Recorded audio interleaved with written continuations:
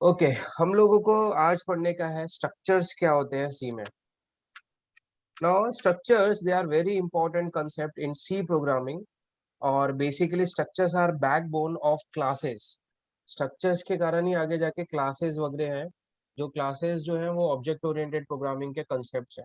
आपको स्ट्रक्चर समझ में आया तो आपको क्लासेस वाले फंडे समझ में आएंगे जो कि सी प्लस प्लस या जावा ऐसे ऑब्जेक्ट ओरिएंटेड लैंग्वेजेस में यूज होता है। अब स्ट्रक्चर समझने के लिए हम लोगों को एरेज के ड्रॉबैक या एरेज के बारे में पता रहना चाहिए। ठीक है, अब हम लोग को ऑलरेडी पता है what is an array. Array is a collection of similar type of elements. Similar type of elements. अब सिमिलर टाइप ऑफ एलिमेंट मतलब क्या कि एरे में एक साथ बहुत सारी वैल्यू रख सकते हो आप लोग और वो भी एक ही टाइप की। या तो एरे में सारे एलिमेंट्स इंटीजर्स हो सकते हैं, या फिर सारे एलिमेंट्स फ्लोट्स हो सकते हैं, या फिर सारे के सारे एलिमेंट्स कैरेक्टर्स हो सकते हैं। ठीक है, बट यानी बहुत सारे वैल्यूज रख सकते हो आप एरे के अंदर, बट सारी वैल्यूज सेम टाइप की ही रहनी चाहिए। ओके, बट स्ट्रक्चर्स जो होते हैं they are collections of dissimilar type of values, dissimilar type of elements या वैल्यूज। देखो, एक इंटीजर एरे में सारे एलिमेंट्स में इंटीजर स्टोर करूंगा, लेकिन एक स्ट्रक्चर के अंदर मैं एक इंटीजर भी स्टोर कर सकता हूँ, एक फ्लोट भी स्टोर कर सकता हूँ, एक कैरेक्टर स्टोर कर सकता हूँ, दो इंटीजर्स रख सकता हूँ, दो फ्लोट्स रख सकता हूँ। ऐसे में मिक्स करके डिफरेंट टाइप के एलिमेंट्स रख सकता हूँ एक स्ट्रक्चर के अंदर। आया ध्यान में? अब स्ट्रक्चर्स जो है वो इतने काम के, इतने पावरफुल इसलिए है बिकॉज कि आप अगर कोई रियल वर्ल्ड एंटिटी देखेंगे, अगर आप लोग कोई भी एक पर्सन को ले लो, एक स्टूडेंट को ले लो, एक बॉटल ले लो, एक फैन ले लो, एक साइकिल ले लो, कुछ भी ले लो आप लोग, रियल वर्ल्ड एंटिटी। कोई भी रियल वर्ल्ड एंटिटी किसी एक टाइप का कलेक्शन ही नहीं होता है। फॉर एग्जाम्पल, अगर किसी ने बोला कि एक स्टूडेंट है, ना स्टूडेंट, कोई भी एक स्टूडेंट एक रियल वर्ल्ड एंटिटी है। अब स्टूडेंट के अंदर अगर हम लोग ऑब्जर्व करेंगे, सोचेंगे, तो डेटा कौन कौन सा रहता है। फॉर एग्जाम्पल, मैं एग्जाम्पल देता हूँ कि एक रोल नंबर नाम का डेटा रह सकता है स्टूडेंट के अंदर। ठीक है, फिर एक सेमेस्टर नाम का डेटा रह सकता है। अब मुझे बताओ ये दोनों डेटा कौन से टाइप के रहेंगे? इंटीजर टाइप का डेटा रहेगा ये, सेमेस्टर भी और रोल नंबर भी। फिर स्टूडेंट यस के सर। परसेंटेज रहेंगे जो कि फ्लोट हो सकता है। फिर स्टूडेंट का नाम रह सकता है जो कि एक स्ट्रिंग होगा। स्टूडेंट का डिपार्टमेंट हो सकता है, वो भी एक स्ट्रिंग होगा। राइट, यानी ये डिफरेंट डेटा टाइप्स को कंबाइन करके मैं एक रियल वर्ल्ड एंटिटी बना सकता हूँ, बनाता हूँ, जिसको हम लोग क्या बोलते हैं? स्ट्रक्चर। ठीक है, स्ट्रक्चर बहुत ही काम की चीज है, बहुत है ना, बहुत ही पावरफुल चीज है। बिकॉज कि एक रियल वर्ल्ड एंटिटी को अगर मुझे प्रोग्राम में रिप्रेजेंट करना है तो वहां पर मैं स्ट्रक्चर यूज कर सकता हूँ। ठीक है, मैं एरे से सिर्फ मैं एक टाइप के वैल्यूज ही ये कर सकता हूँ, रिप्रेजेंट कर सकता हूँ। डिफरेंट टाइप के वैल्यूज मैं सिर्फ स्ट्रक्चर में एक्सेस कर सकता हूँ, और डिफरेंट टाइप के वैल्यूज ही रियल वर्ल्ड एंटिटीज को रिप्रेजेंट कर सकता है। फॉर एग्जाम्पल, आप लोग एक बुक ले लो। सपोज मुझे किसी ने बोला बुक बनाओ। अब बुक के अंदर क्या क्या रह सकता है, कौन बताएगा? ईशान। हाँ सर। हाँ, बुक के अंदर कौन सी एंटिटी रह सकती है? पेजेस रह सकते हैं, सर पेजेस रह सकते, पेज नंबर सर, कंटेंट्स रह सकते। Price, author. बुक का नाम, उसके ऑथर का नाम। हाँ सर। ठीक है, फिर उसका आईएसबीएन नंबर क्या है। अब तुम लोग देख लो, ये सारे एंटिटीज जो भी हैं सबका डेटा टाइप है। पेजेस इंटीजर्स होंगे, प्राइस क्या होगा? फ्लोट। नेम क्या फ्लोट। होगा? एक स्ट्रिंग। स्ट्रिंग होगा। राइट, ऑथर का नाम ये भी एक स्ट्रिंग होगा। आईएसबीएन नंबर एक लॉन्ग टाइप की वैल्यू नहीं, ये भी स्ट्रिंग टाइप की वैल्यू रहेगी। मतलब ये डिफरेंट डेटा टाइप्स मिला के मैं एक रियल एंटिटी बना रिप्रेजेंट कर सकता हूँ, जिसको बोला जाता है बुक। और आपको ऐसे डिफरेंट डेटा टाइप का कलेक्शन एक साथ एक जगह पर रखना है, तो वहां पर आप लोग क्या यूज करते हैं? स्ट्रक्चर्स यूज करते हैं। बराबर है? इतना ठीक है? Yes sir.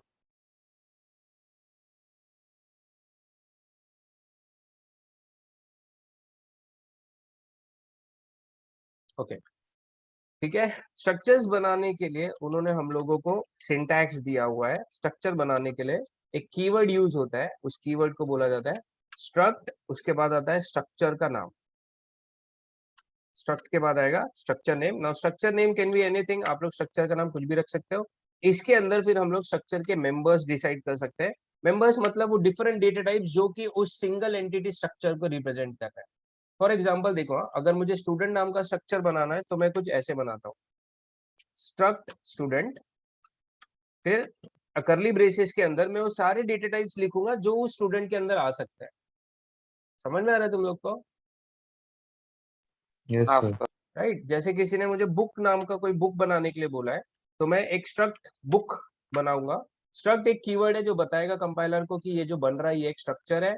स्ट्रक्चर का नाम आप लोग कुछ भी रख सकते हो, आपके प्रोग्रामिंग के रिलेटेड या फिर आपके पर्पस के रिलेटेड। मेक श्योर कि आप लोग एंड में एक सेमीकोलन दो, क्योंकि स्ट्रक्चर्स के एंड में सेमीकोलन आता है। उसके अंदर सारे मेंबर्स रखो जो भी आपको लग रहा है। जैसे अभी के लिए यहाँ पर मैं ये 3 चीजें ही रखता हूँ बुक के अंदर, बुक का प्राइस, बुक के पेजेस और बुक का नाम। हर एक डेटा के बाद आपको सेमीकोलन देना पड़ेगा। अगर सेम टाइप का डेटा है तो ऑब्वियसली आप लोग कॉमा लगा के रख सकते हैं ऐसे। इतना क्लियर है? This is how we can create a structure. So कोई भी पूछेगा व्हाट इज अ स्ट्रक्चर, तो हम लोग क्या बोलेंगे? It is a collection of this similar type of elements. और एक और बहुत ही इंपॉर्टेंट डेफिनेशन है स्ट्रक्चर का, इसको बोला जाता है कि it is a user defined data type. It is a what? User defined data type. अब ये डेफिनेशन बहुत ही इंपॉर्टेंट है। कोई भी आपको अगर कहीं पूछता है टेस्ट में, interview, what is a structure, सीधा बोल देना कि it is a user defined data type, और उसके बाद बोलना it is a collection of dissimilar type of elements. Now what do mean by a data type? अब हम लोग को पता है डेटा टाइप्स कौन कौन से होते हैं हमारे पास। हमारे पास दो टाइप के डेटा टाइप्स होते हैं, ठीक है। पहले कहलाते हैं हमारे पास प्री डिफाइंड डेटा टाइप्स। अब जल्दी मुझे बताओ, प्री डिफाइंड डेटा टाइप्स में कौन कौन से डेटा टाइप्स आते हैं? Int, float, char, char, long, bool. Double, ठीक है। All these are predefined data type. ये ऑलरेडी बने हुए डेटा टाइप है लैंग्वेज के अंदर। दूसरे टाइप के जो डेटा टाइप्स होते हैं उनको बोला जाता है यूजर डिफाइंड डेटा टाइप, ठीक है। तो what is a user defined data type? Programmers जब खुद के पर्पस के लिए कोई नई चीज बना रहा है उसको हम लोग यूजर डिफाइंड डेटा टाइप बोलते हैं, ठीक है। Don't get confuse between user defined functions and user defined data type. Function जो होते हैं हम लोग को पैरेंथेसिस लगा के जिसके अंदर बॉडी देते हैं वो होता है। यूजर डिफाइंड डेटा टाइप मतलब कि प्रोग्रामर खुद के पर्पस के लिए जो एक नया डेटा टाइप बना रहा है उसको बोला जाता है यूजर डिफाइंड। फॉर एग्जाम्पल, जब हम लोग कोई एरे बनाते हैं या फिर हम लोग कोई स्ट्रिंग बनाते हैं सी में, या फिर हम लोग जो जब स्ट्रक्चर बनाते हैं, all these are also called as user defined data type. For example, जब मैं प्रोग्रामिंग में या फिर प्रोग्राम में जब मैं मार्क्स नाम का कोई एरे बनाता हूँ, ठीक है। सो मेरे को बताओ ये मार्क्स नाम की एरे ऑलरेडी प्रोग्रामिंग में डिफाइंड है क्या सी लैंग्वेज में? नहीं, मैं मेरे पर्पस के लिए एक मार्क्स नाम का एक एरे बना रहा हूँ जिसमें बहुत सारी वैल्यूज रख सकता हूँ मैं। तो ये एक यूजर डिफाइंड डेटा टाइप है, ठीक है। सिमिलरली जब आप लोग कोई स्ट्रक्चर बना रहे हो तो इनफैक्ट आप लोग एक नया डेटा टाइप बना रहे हो जिसका नाम क्या है यहाँ पर? स्टूडेंट। सिमिलरली जब मैं कोई स्ट्रक्ट बुक बना रहा हूँ तो एक्चुअली मैं एक नया डेटा टाइप बना रहा हूँ जिसका नाम क्या है? बुक है, ठीक है। तुम लोग को समझ में आ रहा है सब लोग को? हाँ सर। हाँ। ठीक है, देखो ज्यादा डिफरेंस है नहीं। इंट एक डेटा टाइप है, यहाँ पर स्ट्रक्ट बुक भी क्या है? एक डेटा टाइप है। लेकिन इंटीजर ऑलरेडी बना हुआ डेटा टाइप है लैंग्वेजेस का। ये जो स्ट्रक्ट बुक है ये मैंने अभी बनाया हुआ है मेरे पर्पस के लिए, मेरे काम के लिए। सिमिलरली ऐसे मैंने एक और डेटा टाइप बनाया है जिसका नाम मैंने क्या रखा हुआ है? स्टूडेंट, ठीक है। सपोज मुझे किसी एम्प्लॉय को रिप्रेजेंट करना है तो मैं एक और ऐसे स्ट्रक्चर बना सकता हूँ जिसका नाम रहेगा, क्या रहेगा? एम्प्लॉय। ईएमपी रख देते हैं अभी के लिए। So actually we are creating a new data type जिसका नाम क्या है? Struct EMP. इतना क्लियर है क्या? Yes sir. हाँ सर। एक इंटीजर कितना मेमोरी लेता है?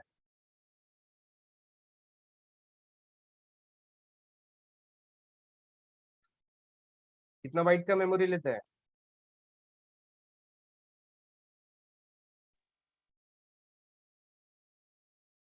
4 बाइट का ना?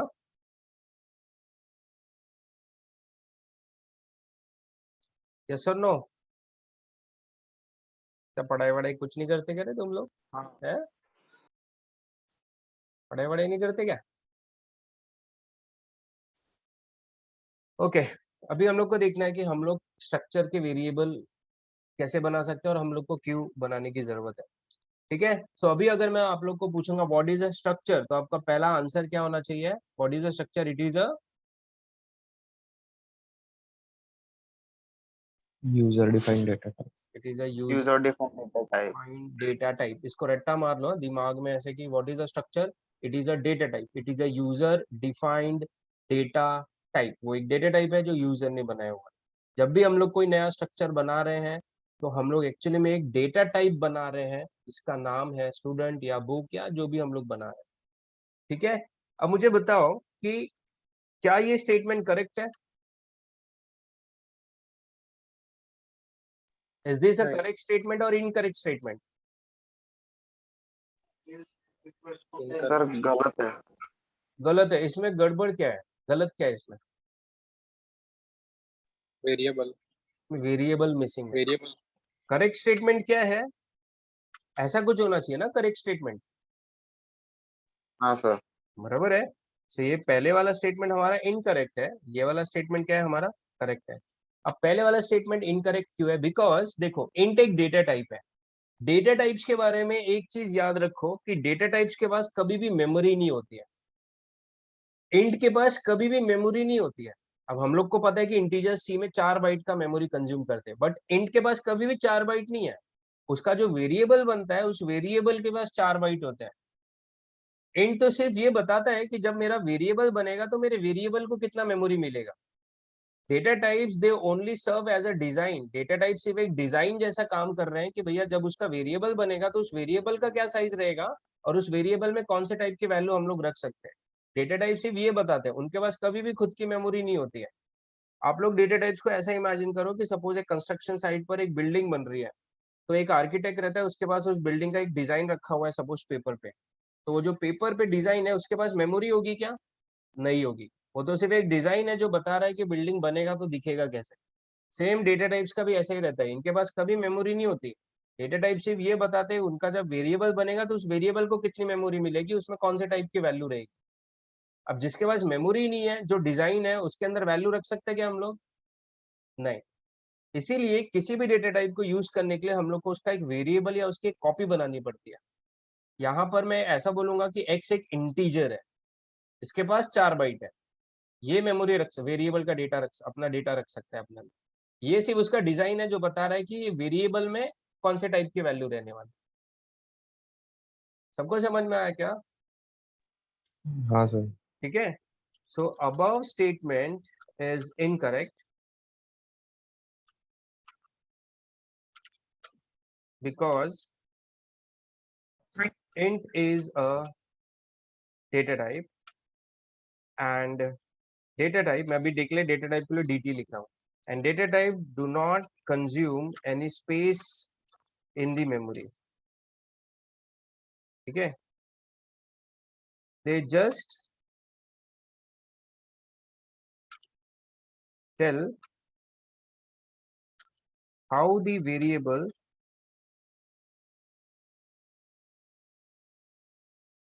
is going to look like.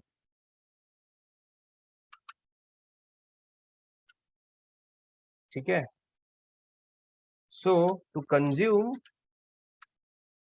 or to use any data type, किसी भी डेटा टाइप को कंज्यूम या यूज करने के लिए we must create its, क्या बनाना पड़ता है उसका?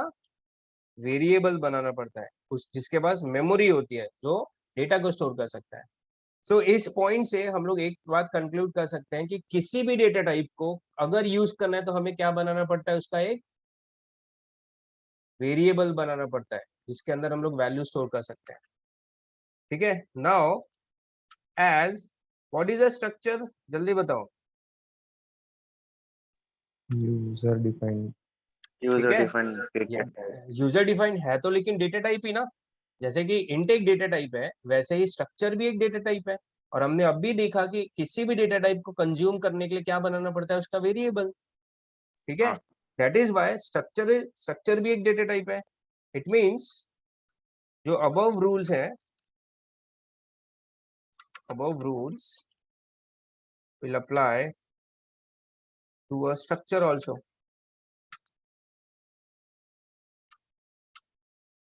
It means to consume or to use any structure, we must create its variable. ठीक है, सिंटैक्स क्या है स्ट्रक्चर्स को बनाने का, क्योंकि स्ट्रक्चर्स एक डेटा टाइप होते हैं तो उनको भी यूज करने के लिए हमें उसका वेरिएबल बनाना पड़ता है। उसका वेरिएबल बनाने का सिंटैक्स ऐसा है, स्ट्रक्ट, उसके बाद आता है स्ट्रक्चर नेम स्पेस, उसके बाद आता है उसके वेरिएबल का name equals to curly braces के अंदर फिर हम लोग उसके वैल्यूज दे सकते हैं उसके मेंबर्स को, लिस्ट ऑफ वैल्यूज, ये हम लोग लिखते क्या है तो ठीक है। फॉर एग्जांपल, ठीक है, ऊपर हमने एक स्टूडेंट नाम का स्ट्रक्चर बनाया था, दिख रहा था। तो अगर बेसिकली मैंने यहाँ पर डेटा टाइप बनाया स्टूडेंट नाम का, तो अगर मुझे इसका वेरिएबल बनाना है तो मैं ऐसे कुछ बनाऊंगा, स्ट्रक्ट, स्ट्रक्चर का नाम क्या है स्टूडेंट, वेरिएबल का नाम एस रख रहा हूँ, मैं कुछ भी रख सकता हूँ वेरिएबल का नाम। मुझे बुक नाम के स्ट्रक्चर का अगर वेरिएबल बनाना है तो मैं लिखूंगा स्ट्रक्ट बुक बी, बी उसका वेरिएबल हो गया। मुझे एम्प्लॉय का स्ट्रक्चर बनाना है तो स्ट्रक्ट EMPE ऐसे कुछ बना सकते, ठीक है। देखो बहुत सिमिलैरिटीज है, इंट एक डेटा टाइप है, सी उसका वेरिएबल है, यहाँ पर ये एक डेटा टाइप है, ये उसका वेरिएबल है, ठीक है। अब मुझे बताइए एक इंटीजर को कितना मेमोरी मिलता है, जल्दी 4 बताओ बाइट। यार। 4 बाइट। 4 बाइट का मेमोरी मिलता है। तो मैं ऐसा बोल सकता हूँ यहाँ पे इंट एक्स, यहाँ पर एक्स को 4 बाइट का मेमोरी मिल रहा है, ठीक है। डेटा टाइप क्योंकि बताता है उसके वेरिएबल को कितना मेमोरी मिलेगा। तो मुझे बताओ इस एस वेरिएबल को, जो कि स्ट्रक्चर का वेरिएबल है, स्टूडेंट का वेरिएबल है, इसको कितना मेमोरी मिलेगा। देखो किसी भी स्ट्रक्चर के वेरिएबल को कितना मेमोरी मिलता है वो डिपेंड करता है उस स्ट्रक्चर के अंदर कितने मेंबर्स हैं। अब इस स्टूडेंट स्ट्रक्चर के अंदर आप देखोगे तो टोटल कितने मेंबर्स रखे हुए हैं, 1 2 3 4 5, देखो दो इंटीजर्स यानी 8 बाइट हो गए, फ्लोट जो है वो खुद 4 बाइट ले रहा है यानी कि 12 बाइट हो गए, और एक कैरेक्टर 1 बाइट लेता है तो ये 50 का साइज है, तो 50 50 ये 100 बाइट्स प्लस ये 12 यानी 112 बाइट्स। मतलब इस एस को टोटल कितनी मेमोरी मिलेगी, 112। 112। इस बुक के वेरिएबल बी को कितनी मेमोरी मिलेगी, स्ट्रक्चर बुक के वेरिएबल को कितनी मेमोरी मिलेगी, 4 4 8 और इसके 50, मतलब कितने 58 बाइट्स। समझ में आ रहा है लोड तुम भी लोग 4 को, लेता है क्या सर?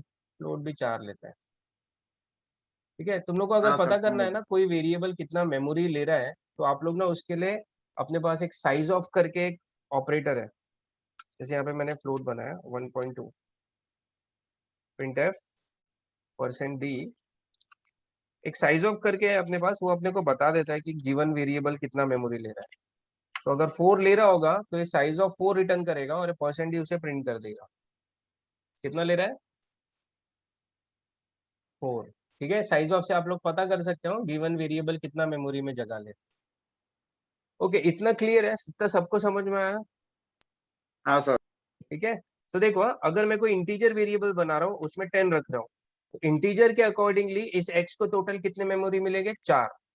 सपोज ये जो ब्रैकेट है ये 4 बाइट का है, तो ये हमारा x हो गया, ये इसके अंदर वैल्यू क्या स्टोर हो गई 10, ठीक है।